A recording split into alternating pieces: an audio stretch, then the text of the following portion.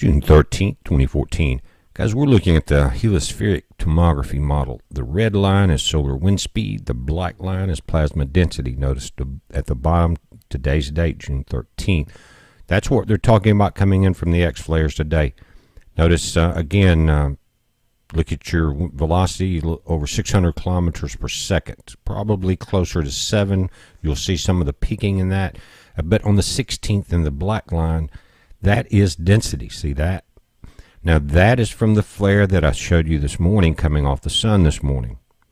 And that's why I said I believe it will be a plasma density effect. That's more pressure on the tectonic plates than you see just in solar wind.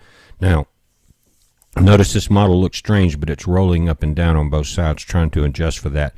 But let's look at this model. Notice today's date, just around 1400 hours. Now we're starting to see that pressure. I'll show you another model, but this model seems to match with what we're seeing. Now let's go to the magnetopause. Notice today's date, 6/13/2014. Always superimpose that error on 12 because it gives us a good area, average of our magnetopause. Now notice, and a lot of times you'll see a double banding when it starts to get pressure on it. That's because you have multiple magnetic shields in the magnetopause. Now, again, it's starting to push past that green point. We're at 7:55 UTC time. Now, East Coast back about 5 hours off that time in the timestamp, and you'll be very close to your time. Now, as we get up to, again, you notice 1400 hours that was on the chart. Just after that, on the CME arrival prediction chart, I'll show you that again. And watch this. Now we're way past the green arrow. And at 1328, remember 1400 hours is when the prediction right there.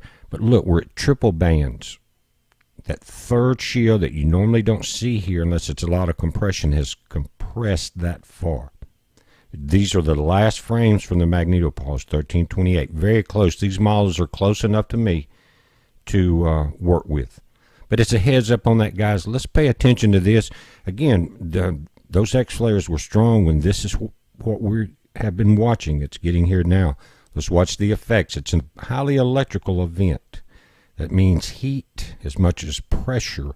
Heat as far as volcanoes, magma activity, storms, overloads on transformers, trying to keep people cool, things like that. We already saw it in India yesterday. Now, but again, 16th, a couple of days from now, that would be what, Monday? And that would probably be closer to the 15th coming out of UTC time for us because it was Earth facing. We will start watching for the quakes. Two things that are not on that model is all the activity between the 10th and the 13th, except for the last event with the plasma density. But these models can only handle one event at a time, basically.